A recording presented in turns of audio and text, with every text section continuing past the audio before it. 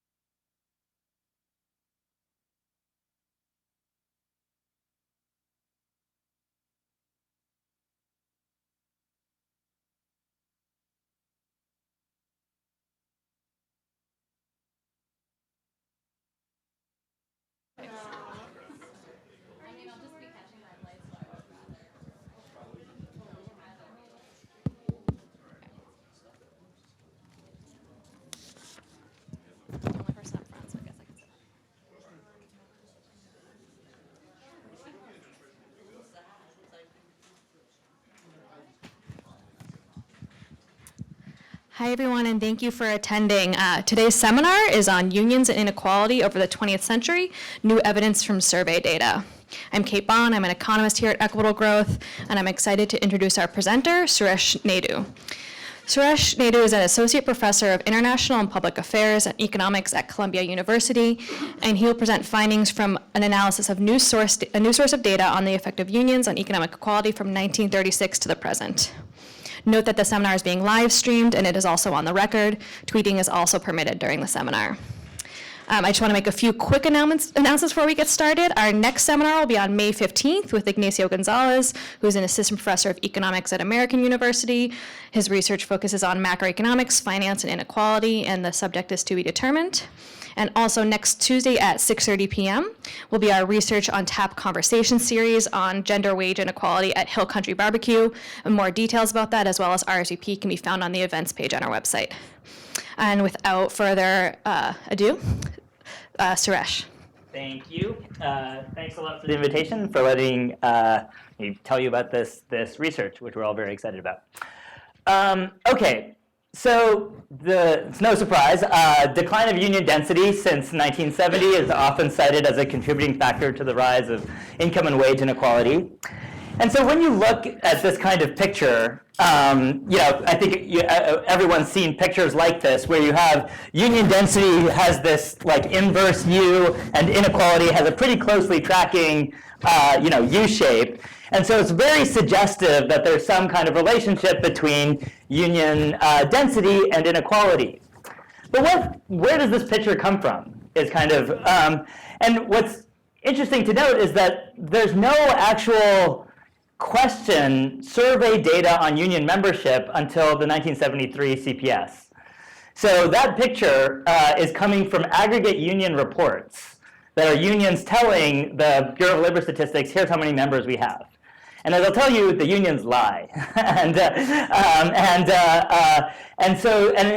besides that, because it's aggregate data, you can't look at who's in the union, you can't look at the correlation between union status and income, you can't look at skill levels of union members, and so it's just kind of a very black box of like who's actually in the union. And further, it's not even split up by state, so you don't know in those aggregate pictures what states have a lot of union members and what don't. So we're going to try to address this, and what's our lever? It's going to be the fact that Gallup in political polls happened to ask union status in almost in a large set of its polls going back to like 1936. And so because the pollsters thought it was important to know who was in the union and who isn't, we kind of can take and harmonize, a lot of surveys and build pretty big samples. So we have almost 1 million observations from Gallup that ask, are you a union household? And then we're also going to check Gallup with like the national election surveys, and then there's a bunch of one-off surveys that we've kind of found that also sort of ask union membership. And so putting all of this data together, we're going to study unions from the 1930s through the 1980s, actually, using microdata, which is going to let us look at a bunch of things that you couldn't look at with just the aggregate data. So we're going to use these data sources to examine kind of this old question of how do unions condense the income distribution. And so it's almost, there's been a lot of work on unions and inequality, but it's all been coming from the CPS period, from this 1973 on period, where unions are kind of in a period of monotonic decline. So we have no evidence on the effects of union in that Great Compression period when unions were expanding and inequality was falling. We've never been able to look at the sort of micro relationship between our union members, in fact, coming from the low-income part of the distribution, and is that what's driving the Great Compression? And so that's what we're going to do. And so let me just preview the results. We're going to first show you a new time series of household union density and just compare it to the existing time series. And we'll track it pretty much in changes, but we'll be off in levels, particularly towards the early period. Now, I think like if I had to say what's the most interesting new result, it's this result on selection, on who is joining unions. So what we will show is not only is union density have this inverted U shape, the selection patterns of who is becoming a union member also sort of has this U shape in the sense that when union density is at its peak, the people in unions are really low skilled, and as union density has declined, the relative skill level of union members has increased. To the point that right now it's actually like there's not that much of a skill gap between union members and non-union members. And so I think that's an important thing it's very suggestive that unions were a part of the Great Compression, is the fact that when unions were strong, they had a lot more people with less than high school education in them, and that's a pretty big contributing factor. And it tells us sort of how unions compress the income distribution. They were organizing relatively low-skilled workers. It's not that they were that unions have been organizing the same kind of worker and changing the union wage premium they've been asking. The union wage premium is pretty much constant throughout this 80-year period, which is kind of a surprising fact, I think, that the union premium is pretty constant, but what's changing is who's in the union. And then we're going to sort of take this data, and again, just kind of, this is going to be suggestive, but then we're going to look at direct effects of unions on inequality, and we're going to do this with a whole sort of library of regressions that I'll talk about more when I get there. I'm going to show you results pooled, and then I'll show you results excluding the public sector.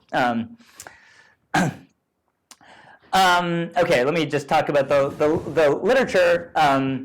So what do unions do? The traditional mechanism is that unions increase wages, and they increase wages more for low-skilled workers, and so this is kind of what unions do. Now, how you interpret this wage premium has differed depending on what your kind of underlying model of the labor market is. So an old view, for example, is that unions are just monopolies over labor, and so this union premium is in fact like a monopoly distortion, and it's creating unemployment, and so in this older view, unions actually increased inequality because they increased the gap between like the covered sector and the uncovered sector. And so that was like a pretty pretty old view. I think the more recent view is that the union premium reflects product market rent sharing. So you'll have firms that have some kind of product market rents, and what unions do is they let workers capture some of those rents, and so that it sort of is reflected as a wage premium because it's rent sharing.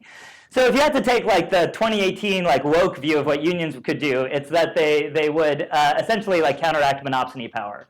And so like if you imagine that the laissez-faire labor market is one in which employers have some degree of market power, then unions, by essentially doing like the efficient bargaining thing, they could in fact raise wages, and this would actually increase employment relative over some range in a similar way to the minimum wage. And in fact, this recent paper by Ben Malek et al. Actually suggests that they have this result about employer concentration reducing wages, and they show that effect is really attenuated in labor markets that have high union density. And so, that's like a piece of evidence for this this last I would say minority view. Okay, but this is kind of all like within a labor econ view, where the thing that unions do is they change the wages of the people inside unions. But you can imagine unions affect the income distribution in lots of ways. They have the threat effect, so that even workers in non-union establishments have to pay the union wage to avoid getting unionized. They can have these negative spillovers, where like by cranking up the wages for union members, they actually like lower the employment, the lower labor demand for non-members, and that's bad for them. And then you can imagine a whole pile of political economy mechanisms where, like recent work by Alex Hertel-Fernandez, James Feigenbaum, and Vanessa Williamson has sort of argued that one of the important things that unions do is they mobilize people for politics, and mobilize working class people for politics, and that might have an effect on the income distribution. And then sort of a literature in sociology, for example, in Rosenfeld and Western, would argue that actually unions did a lot of work in sort of setting up norms of fairness in a sector that sort of compressed the wage distribution, not just for the union part of that industry, but sort of industry-wide. So that was like the 10-second overview of what unions do. And then an even briefer history of like the U.S. labor movement is, the NLRB is created in 1935. You see a big increase in union density around that period. Then the other really big increase is during World War II, with the National War Labor Board sort of basically war production came along with you having to recognize a union, and so you see a big increase in union density during World War II. And then kind of the pushback begins with Taft-Hartley in 1947, which basically allows states to pass right-to-work laws, and so basically puts the ball leaves it up to the states, and now we have 28 states with right-to-work laws. And then there's been a bunch of other things. Like since 1970, the NLRB appointees are increasingly pro-management. And then starting in 1962, public sector unions are legal among federal workers, and then the states also start allowing public sector workers to unionize. And so to the point that like today, now half of all unionized workers are going to be public sector. But I would say a big part of the contribution of our paper is able to look at this period when overwhelmingly the labor movement was filled with private sector workers. So it's all going to be pre-1960s.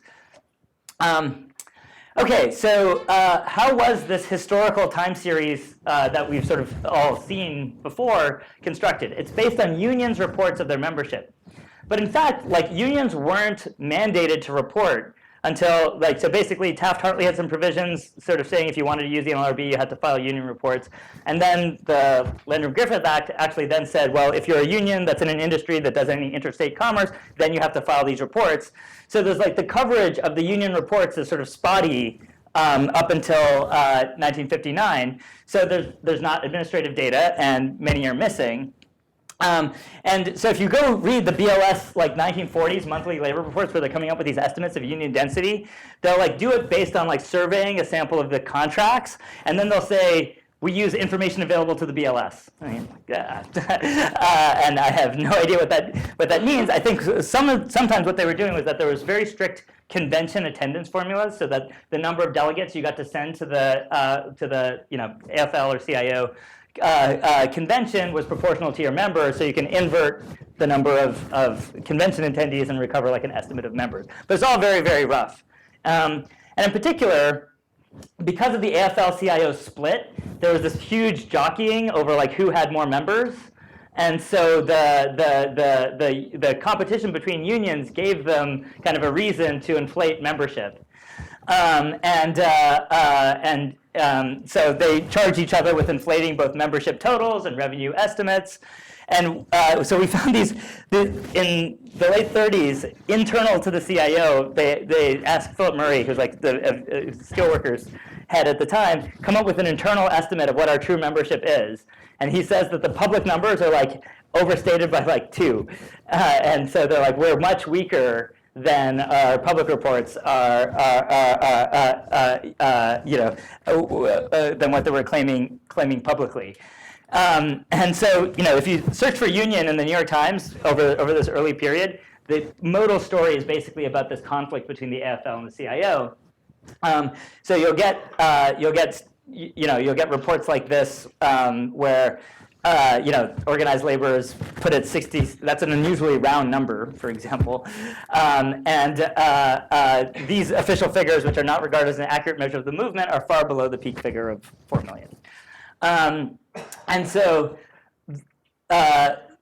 there was an attempt by Leo Troy, who was a NBER economist at Rutgers, to like improve on this. He knew.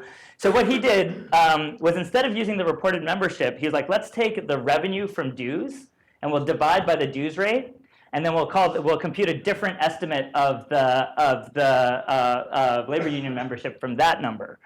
But the unions also were kind of lying about their revenue. And they also sometimes don't disaggregate the revenue by source, so you don't know what revenue is coming from dues and what revenue is coming from other sources.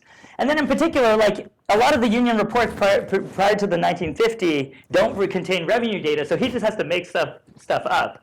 So let me give you an example of how he makes stuff up. So except for 1937, the membership of local industrial unions, so the CIO unions, were derived in the following manner. He'll just say, well, the average membership of a local, I'll say, is 300, and then I'll just count the number of locals. And so that's the CIO estimate of CIO density from the NBER for this like late 30s period. He's basically saying like, well, that's roughly what the AFL locals have, and so good enough guess. It's not clear the existing data set was like the gold standard of union density. So what do? We basically go to these Gallup surveys. So this is like an example of like a Gallup form where they will we have a bunch of these, and they'll ask a whole bunch of opinion questions. But they'll ask in particular, are you or your spouse a member of a union, a member of a labor union? And so, because it's like you or your husband, the measure of union density we're going to make is a household-based measure. So we're going to count union households, not union workers, and that's partly because of the way this question is worded.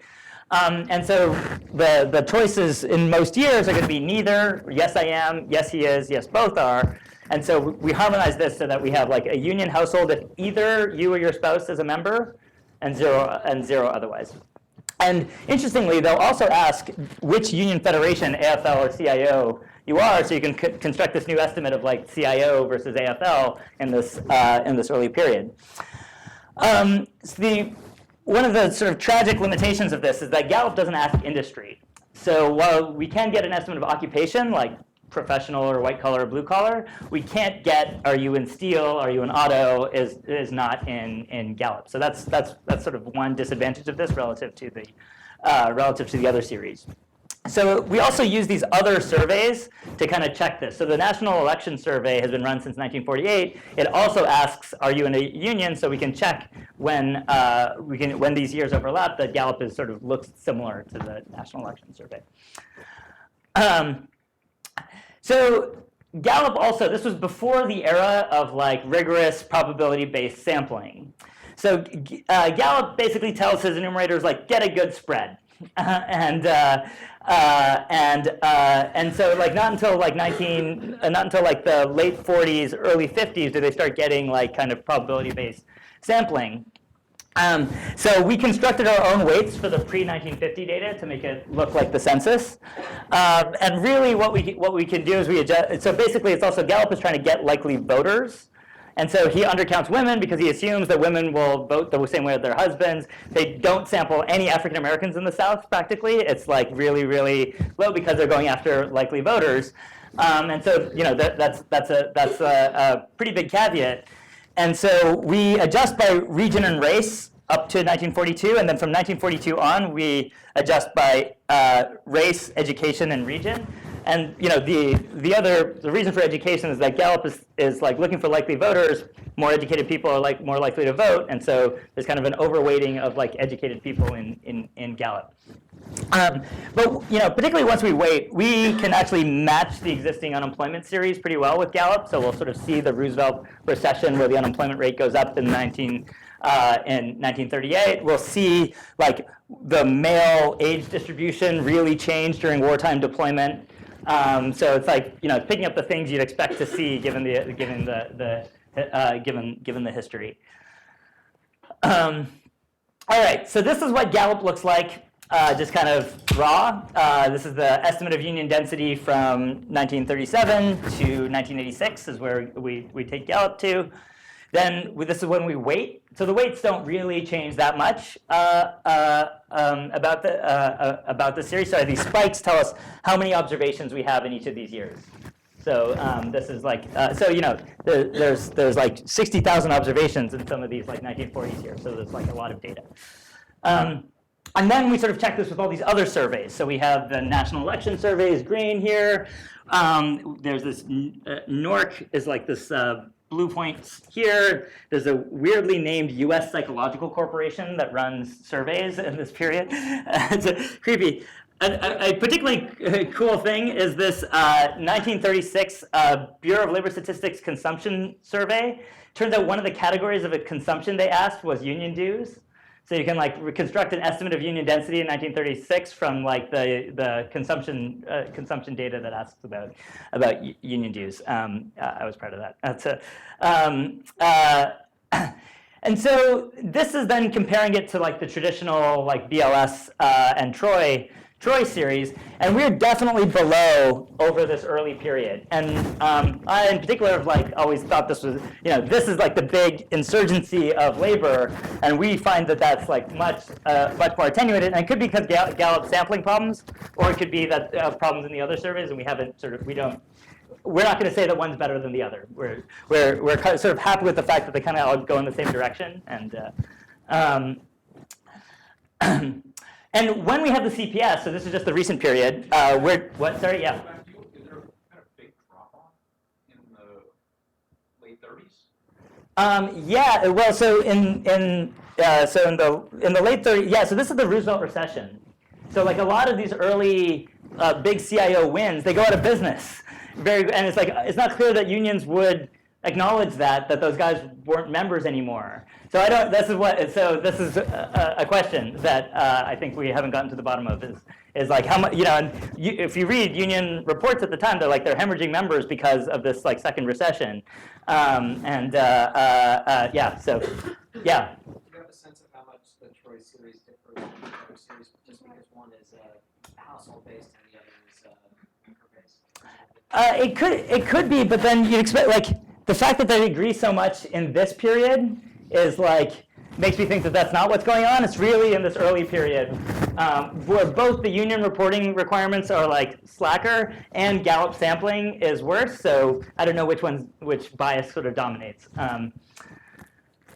But reassuringly, when we have the CPS, which is, if you thought the CPS was like the gold standard of union density, we do great. So I think we're like pretty much on top of the CPS union density in the years that we overlap, and so that sort of raises our confidence that Gallup is doing okay. Okay, so I've talked about this. Yeah, one interesting thought is that maybe some people actually don't know that they're in unions and during World War II in particular, because if you have this default enrollment, so you're just coming into this war factory, you're kind of like automatically getting signed up for the union, dues are getting kind of automatically deducted. Maybe you just are like, I have no idea if I'm in a union, and it's just kind of a default that's like set up for people that are in these war productions. So we don't I don't know that that's happening, but that's sort of an interesting reason why the Gallup series might be below below the other series. Okay, so now let's get to like what we're going to do with this. That's sort of new. Is we're going to estimate the union premium, a household union premium, over the last 9 decades, and we're going to look at that separately by race and education. And then we're going to also see if unions compressed the income distribution, the unobserved income distribution. So basically, this is, I won't go through all the details of this, but we're basically going to put household income on, regress it on union status, controlling for race, gender of the respondent, function of age, education, employment status, and state and year fixed effects. Although we're going to do this like separately by every year. And so let me just show you that. So this is like the union family income premium from like 1936 to 2016. And so you can find wiggles here, but I think the punchline of this thing is that the union premium is remarkably stable. It's like hovering between 0.1 and 0.2 kind of constantly over this period. Even as union density like increases massively and then falls massively, the premium, the relative gap between union union households and non-union households is sort of a pretty stable 10 to 20% difference. So it's interesting that like you can have such a stable number despite this changing environment. It's total income or earnings? It's total income, total household income. So it's going to include all the question is something like, what was your household income in the last year? Sorry. Yeah. On the slide before with your equation, you have respondent, even though it's household income. What's the relevance of having female respondent, and does that change in a particular way over time? So we haven't looked at the female respondent coefficient over time. We're probably just trying to control for like anything that might come up from the question wording being asked of like your spouse, and sort of if that female coefficient is sort of picking up something about the question, because we would like to do more with gender in this, but we can't because they're asking the question about kind of the household.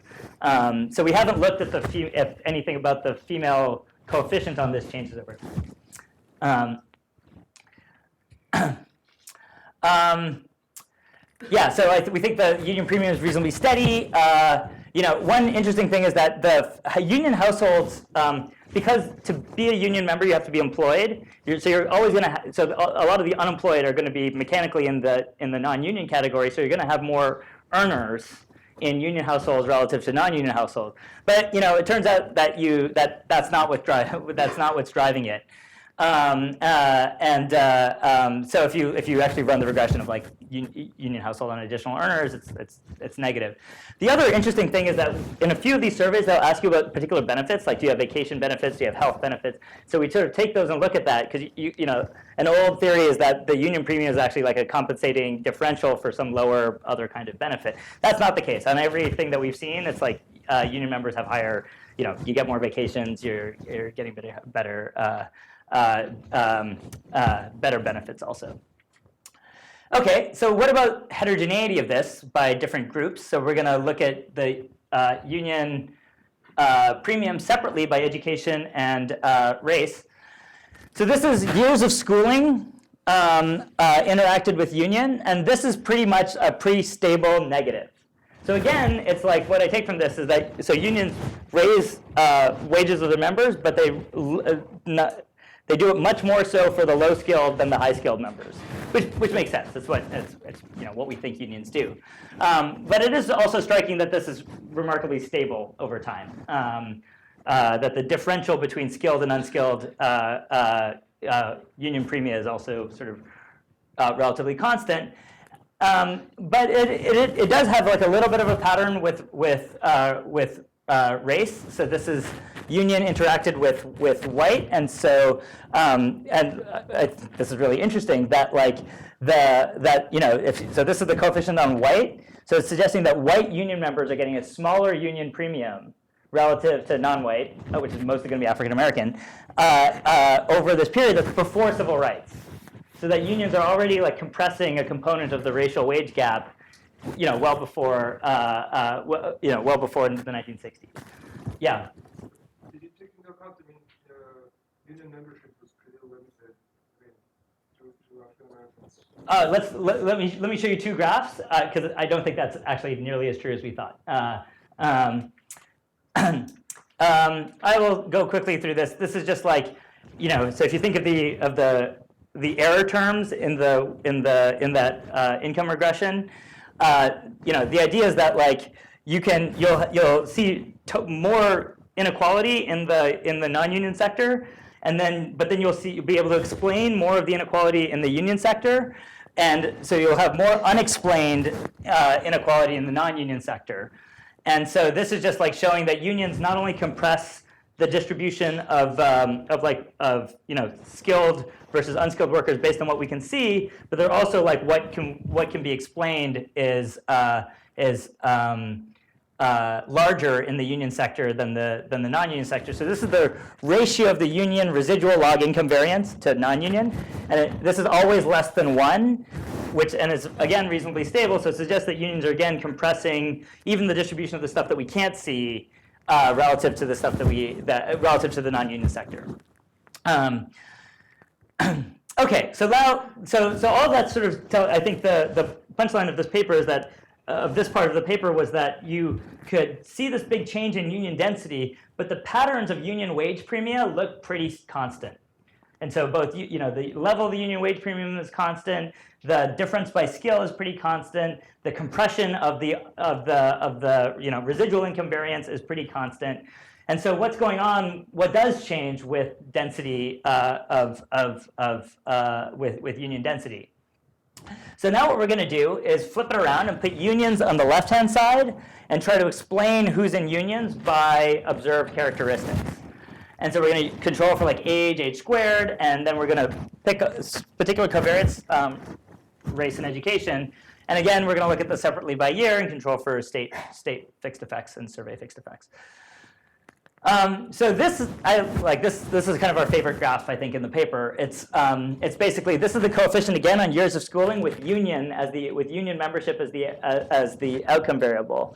And so you kind of get this U shape, which pretty much mirrors the union density U shape.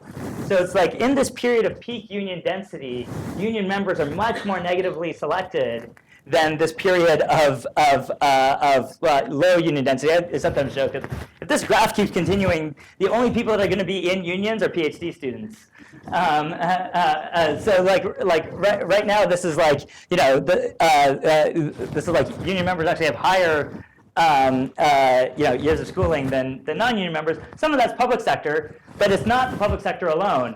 So when I exclude public sector, you still get this like real like kind of upskilling of the union membership over the since like the 1950s and 1960s.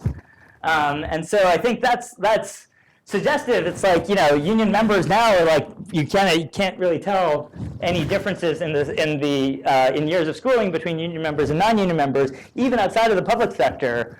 And so it suggests that if you I'll talk about this more when I get there, but if you just increased union density, holding the composition of existing union members constant, you wouldn't actually lower inequality that much, because a lot of the action comes from changing who's in unions. And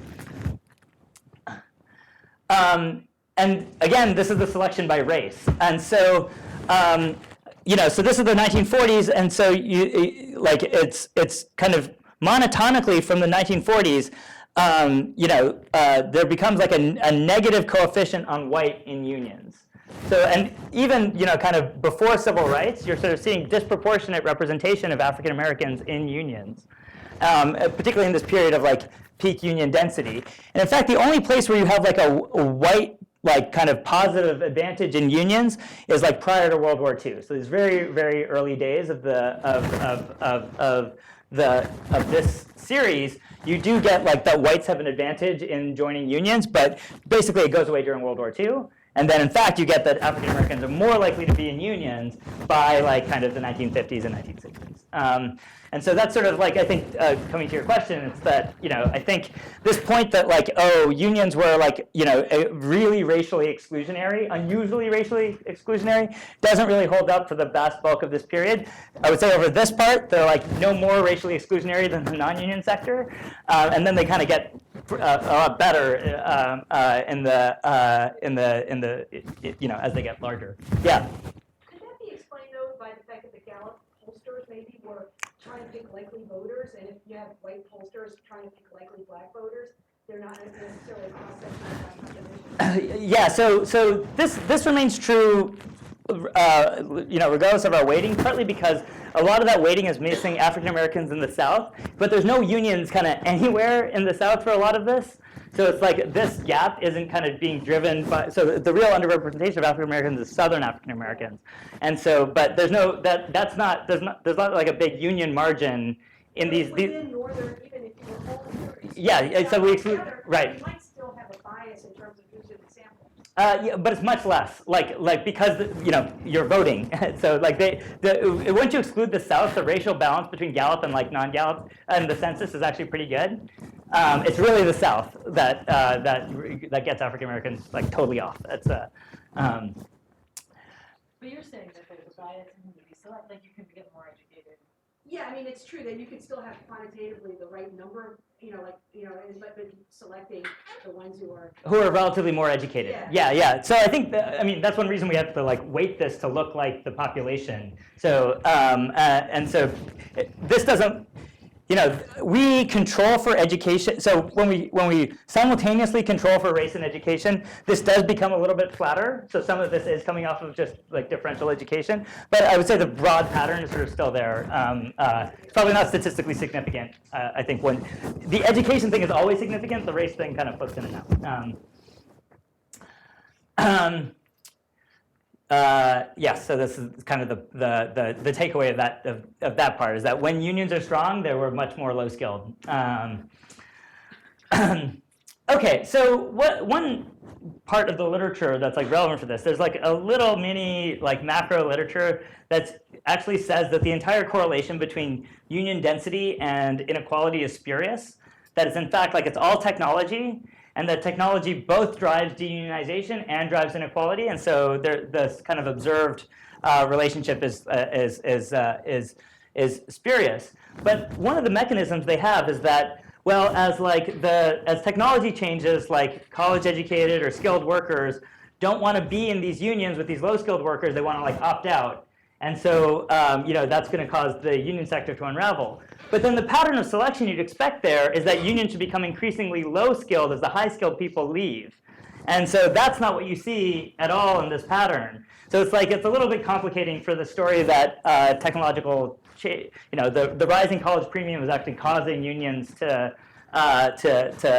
get smaller as like skilled workers don't want to be in unions anymore. I think that's true. And plus, when you look in survey data, there's not really that much of evidence of like that skilled workers don't want to be in unions that much.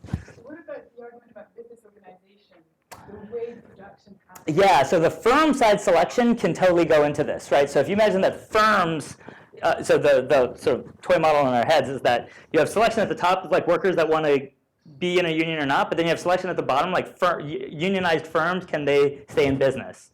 So if you have this sort of pressure for the bottom where like unionized firms are going out of business because of pressures either from globalization or deregulation or something like that, then I think you can kind of account for some of this pattern by the selection of firms into the union sector. So I have more in mind the argument of the complementarity between high skill and low skill within the factory, between the manager and the worker. Mm-hmm. And then over time, these companies disappear or get split. And so we know now that firms have only low skill or high skill. So I know in Sweden, the union split between high skill and low skill because they were no longer working together. So I see. So you're saying like within a union, so you could stay unionized, but like you now have two unions, one, and you basically fisher and you have like one union for the low skilled part and one union for the high skilled part. So the low skill, I think, the bargaining power, the norm extracting the rent also from the high skill. Right, and so, but then it's got to, so, and then what happens is then those low skilled workers don't want to be in the union anymore, or can't be in the union anymore. They use bargaining power. And so it's not worth it for them to be, because we're trying to explain the patterns of like who's in the union. So it's got to be that like, to see this pattern of like, They're in these small firms, Mhm. they have no bargaining power, they can't unionize. whereas I see, they can't unionize. Yeah, yes, I think I think that totally can happen. I wouldn't say that the only pressure driving that is this like fissuring thing. There's just trade and deregulation and all these things that increase firms' ability. Like if you lower the rents that firms have, you lower the ability of unions to like deliver stuff for their members, and that. The only point is that you don't need to attack unions for this to happen, you just attack how the workplace is organized and these types of regulations. Anyway, Yeah. So I'm wondering how you're taking into account just the pure fact that the composition of the public is changing, so you have more workers who have college education, and you're using education as a proxy for skill. Yep. And then also you have the replacement of factory jobs and high school graduate workers with the burgeoning unionization of not freelance journalists, but like online journalists and bloggers who usually have college degrees, but in terms of pay, they're at the same level as factory workers. Yeah. So that is absolutely what we're doing. It's because we're it's teachers, for example. But so I guess I'm not sure what the question is. Well, so you're saying like the difference in order for unions to. So I work for National Education Association, so teachers, but also school counselors, janitors, bus drivers, everyone. If your argument is that for unions to affect inequality, it has to do with who's in unions rather than total membership, but your definition of skill level is really based on education. Oh, right. Got it. So it's one reason we did it for years of schooling and not like college, is that and then you're always comparing like a year of schooling relative to the average years of schooling in that year. So that's why it's like a year specific thing. But the patterns look similar for college and like when we just do college grads versus high school pattern, this sort of thing looks very similar. But the reason to look at years of schooling is that the average level of education is changing in the population. Yeah. Okay, so yeah. Okay, the last bit, I have like 5 minutes. Okay, so the last bit is to kind of like, okay, great. So we go, this is kind of all suggestive that we're looking at these time series and sort of saying, well, roughly when unions were at peak union density, the premium was constant, but there was a lot more low-skilled people in it. So it's kind of like indirect evidence that this period of really low inequality, that at least what unions are doing is consistent with that period of low inequality. It would be really weird if like the people that unions organized were all like college-educated people during this period of like great inequality, then like unions would be pushing back against the Great Compression. But it looks like what unions are doing is at least going along with the forces we think are reducing inequality. So, but now let's look at it directly. So let's just jump into the direct evidence. So we're going to do this like distributional regression exercise. So it's probably the most daunting slide in this talk, but there's the next one. But the basic idea is that like you have this population with some union members, some non-union members, and then what you do is you're like, what would happen if we like took a little bit of the non-union sector and unionized it, and then had them look like the characteristics of the union sector? How much would inequality change? And you can do that separately for every year because you have union and non-union every year, and you can sort of see what would happen if you made the population look a little bit more unionized separately in every year.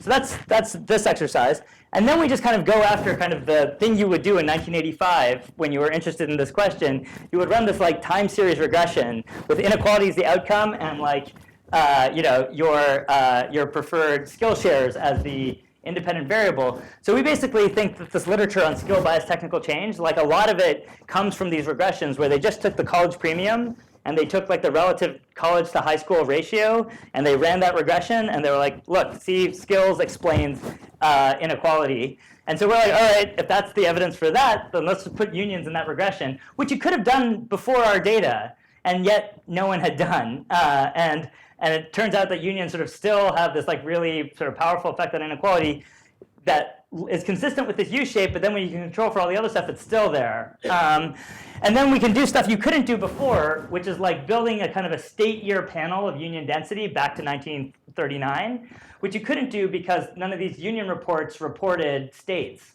So basically, so we were able to like, kind of form this consistent measure of this consistent but noisy measure of union density at the state year level. So yeah, I'll just say this.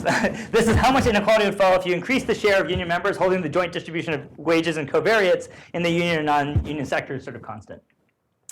And this is what this looks like. So again, it's like this is like the effect of changing the population to look a little bit more unionized in every year from like 1937 to today. And sort of consistent with this, it's like when unions are really strong and when they're also organizing lots of low-skilled people, you get these like big negative effects of unions on inequality.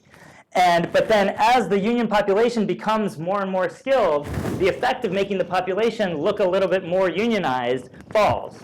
And so like if you increase union density today, but kept all the other characteristics sort of constant, you wouldn't have nearly as much of an effect on inequality as if you did it in like 1960, where the union members are like much more low skilled, and so you're basically going to have a much larger effect on inequality in this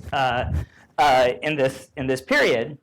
And similarly, when we can do this for the Gini.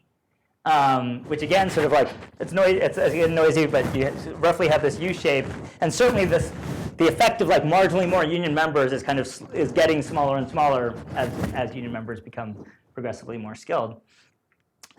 Okay, so that's this distributional regression. Let's just do the time series thing, and we kind of like did this in the kind of a self-hating way because we don't take this exercise particularly credibly, but it is kind of the evidence base for a lot of the sort of competing view that it's like skill bias technical change. So let's just like take that regression and add union density to it. And so we're going to look at all these different measures of inequality: college premium, 90-10 ratio, Gini coefficient, and top 10% share. And this is kind of what this looks like. So on the college premium, union density reduces the college premium by like 1.7%. It's big effects on the 90-10 ratio, negative effects on the Gini, negative effects on the top 10% share. Actually, that coefficient's wrong. That's like larger. That's the top 10% share. But the takeaway is that like even controlling for all of the other stuff, this sort of basic correlation between union density and inequality kind of remains. And all of these have, in particular, education control. So the kind of primary thing that people think is like explaining inequality is kind of a ratio of college to high school workers and then a time polynomial. So we include both of those in kind of all these specifications and then add union density to that. And then we kind of do our last exercise is kind of the state year panel regression. One of the reasons this isn't normally done is that people worry a lot that like there's migration of differential migration of college to and high school workers, so it's kind of much more endogenous, the state year, distribution of skill. But similarly, like unions, the distribution of unions across states is going to be kind of endogenous. So we're not going to pretend that this is causal in any way, but we're going to at least be able to control for like state and year fixed effects, and we're going to throw a bunch of other covariates at this. And so the year fixed effects are kind of important because that's like, if you thought technology is kind of the major thing, that's kind of hitting every state similarly. So by being able to control for year fixed effects and just look at differences among states, you're like sort of picking up what kind of the feasible policy variation could generate. And we can control for like industries, for example, and like look, is this all manufacturing decline or is there something additional to unions besides manufacturing decline? And so this is like we're like shocked at how remarkably robust this is. But again, like when we do this household union density, We get negative effects on the college premium. We get negative effects on the 90-10 ratio. This remains remarkably unchanged with the addition of controls, including a state-specific quadratic. So this is letting every state have its own U-shape in both inequality and union density, and we still sort of see this independent effect of union density even controlling for that. But also, when it's like this doesn't change at all when we include these policy covariates, which are like the minimum wage, the tax rate, sort of the policy mechanisms you'd expect. So I think this, like at least in this regression, which is probably not the right regression to ask this question with, but the effect of unions on policy seems not to be the mechanism by which unions are reducing inequality. Yeah. We actually have a separate exercise actually looking at the effect of right to work on union density using this data, because you can look at these first right to work laws. The takeaway from that exercise, so it's a separate paper, but the takeaway from that exercise is right to work laws don't have any effect on union density, but they do change the composition towards more high skilled workers. And so right to work increases the skill level of the people that join unions. And again, sort of negative effects on the top 10% share and the Gini coefficient. So let me just take these magnitudes and make them all make sense. So it's like how much of the variation in inequality, in different periods can we explain with the change in union density? So we're going to do this exercise separately for 1940 to 1960, like the Great Compression. And then we're going to do it again, the sort of same exercise from 1970 to 2004. And so if, let me just focus on, for example, the state panel results. It's that, we explain about 45% of the decline in the skill premium between 1940 and 1960, about 20% of the 90-10 ratio, about 11% of the Gini, and a really small share, like 2% of the top 10% share, which kind of makes sense. I think where we think unions operate is not really at the top 10% share. It's like really within the earnings distribution. But what's also interesting is that this is pretty much an 11% increase in union density in this period. This is pretty symmetric to the 12% decline between 1970 and 2004. And you get remarkably similarly sized effects on the increase in inequality as you got in the decrease. So again, like 20% of the skill premium, 15% of the 90-10 ratio, 8% of the Gini, and like again 2% of the top 10%. So the same kind of magnitudes that operate during the Great Compression, we kind of again see on the Great Expansion. Is that what we? Yeah. Hi. So when you're saying 8% of the Gini coefficient, you don't mean that the Gini coefficient is say 0.401 versus 0.33. You mean 8% of the change, yes.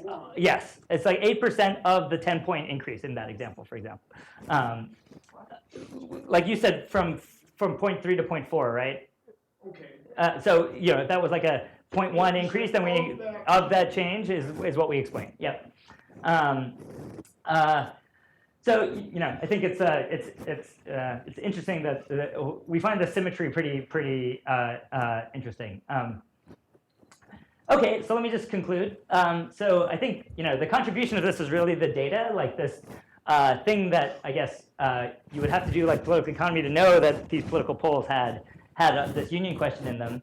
And so you can look at like what unions did during the heyday of union power, and we kind of find that these very standard mechanisms of a positive union wage premium with selection into unions of low-wage workers are kind of operating extremely robustly during World War II and the Great Compression.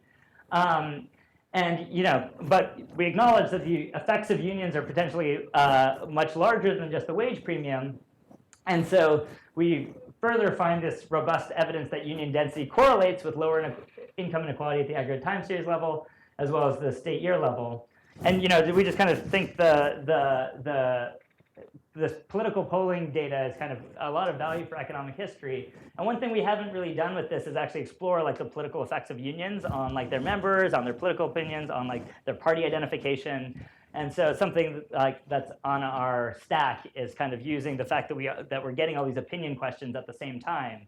Like, would you vote for an African-American president is like a question that Gallup asks very regularly. Do union members think differently on that?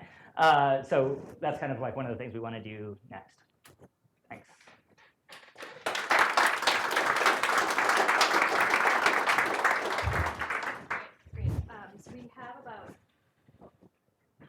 We have about 10 minutes, a little less than 10 minutes for question and answer. I'm going to take advantage of being moderator to ask the first question. So my question is about income inequality within education levels, because it's my presumption that there's greater inequality within higher education levels. So that people with like bachelor's degrees, people with master's degrees have a bigger spread. Within people with bachelor's degree, there's a bigger spread. Than people with just at high school. Yes, sure.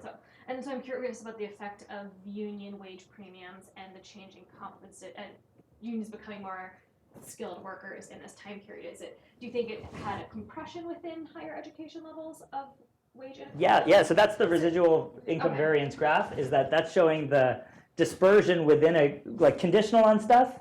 Conditional on your education level, we then take the part that we can't explain, and that's kind of showing that unions compress even that part. So if you imagine you have all college workers, and then you have the union college workers and the non-union college workers, there's more equality in the unionized college worker sector than there is in the non-union college educated workers. So even within that skill bracket, for example. So unions compress it somewhat, but I guess sort of the declining union share can also help explain within education rises in inequality. It could, yes. Well, I think what we found is that the within sector is relatively constant, but if you have more of this economy in the union sector, then that effect of unions on compressing that will just influence more of the economy. And that's one of the things that's going into this distributional regression. That effect. Do you want to call people or I can call people. Go ahead. So thank you for the talk. This is very interesting. I was on the mic running around. Okay. catching on the live stream? Hello. Okay. So I was interested in how you measured wages and sort of what you thought, or how would this study in some ways change if wages also would have been including the fringe benefits that are offered to union members? Yeah. So again, we're looking at household income, and so it's kind of includes a bunch of tax and transfer stuff, and so we aren't really able to. We aren't even able to look at wages really before the CPS period. But I think I mentioned this. We have Gallup will ask occasionally about your fringe benefits. And so we can look separately at union versus non-union. So union members are actually some of the first working class Americans to get paid vacations. And that shows up in the 1940s, and it's and we see it differentially for union members getting it before. So on top of the wage premium, there's also more benefits. So I think you can't explain the wage premium with the benefits. They're getting that on top of that. And I think other literature sort of found this in the CPS period also. It's union members also get better benefits. Yeah, Todd. So you said in passing that you thanks. You said in passing that you didn't think that the channel of unions' lowering of inequality was through the policy. And you mentioned what, minimum wage and tax rate. Yeah. I was wondering, just could you slow that down and just say a little bit more about that, and sort of and if that's not the mechanism, I mean, what's your story of what is? Is it just sort of rent transfer or what? Yeah, so I wanted to caveat that, but I think our design isn't set up to capture policy effects. If you want to think about it, we're looking at this kind of reasonably high frequency variation in union density, which is not going to pick up kind of the much more slow moving policy influence that unions would have. So I think the design that we have in the state year thing isn't really set up to look really carefully at the policy effects, but we wanted to see if you could kill this effect by controlling for policy, and you can't.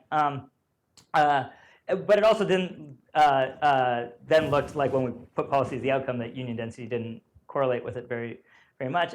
So I think, my takeaway from this is just the regular mechanism of collective bargaining agreements and seniority schedules and all the stuff that unions do in the private sector alone goes a long way towards reducing inequality. And they probably also have political effects, but they're that we're not picking up in this design. But there's plenty of inequality reduction happening just through the raw economic things that unions are doing inside the private sector. John? You mentioned the woke.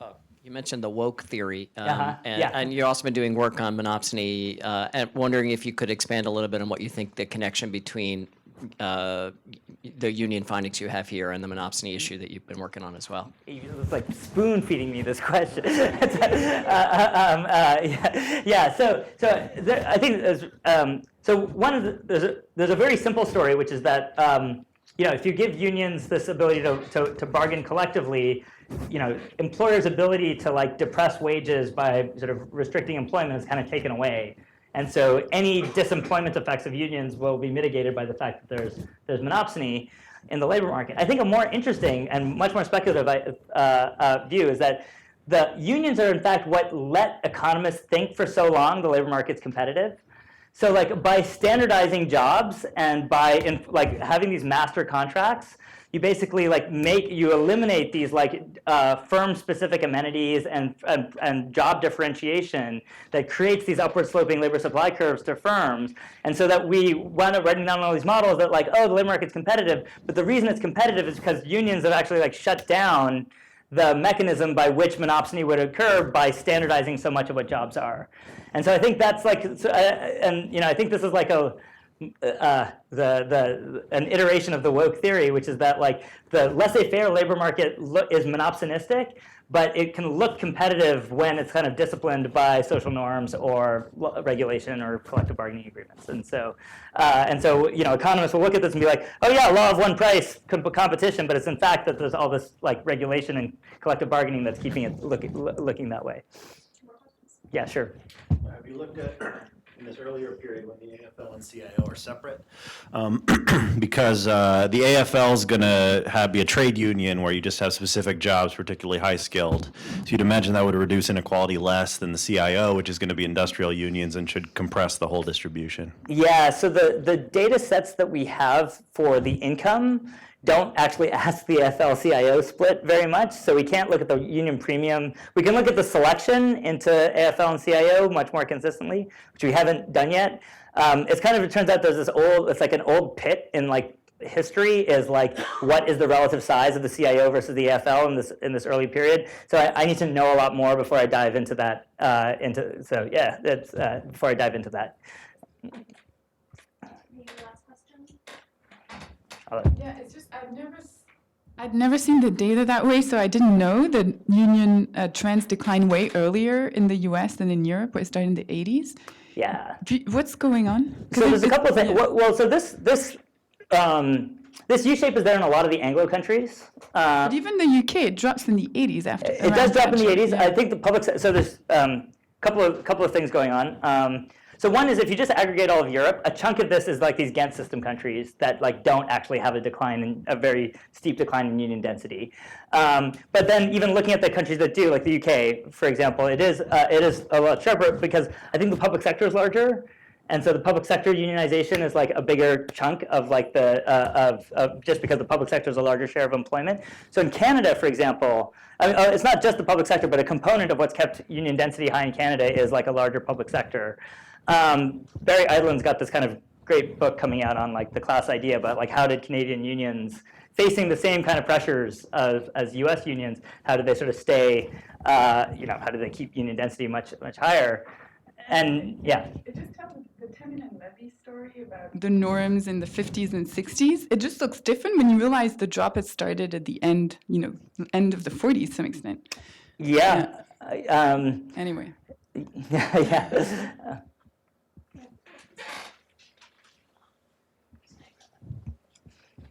All right, I just want to say thank you so much to Suresh Naidu for this presentation. It was super interesting. This data is really exciting. And thank you everyone for a really lively discussion both during the presentation as well as afterwards. And I want to remind everyone of our Research on Tap next Tuesday on gender wage inequality that you can learn more about on our events page. And keep an eye out for our May 15th seminar with Ignacio Gonzalez. All right, thank you everyone.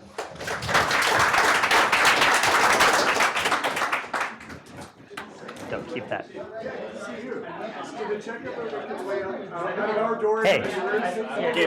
Oh, no, hi, yeah. Where do we meet?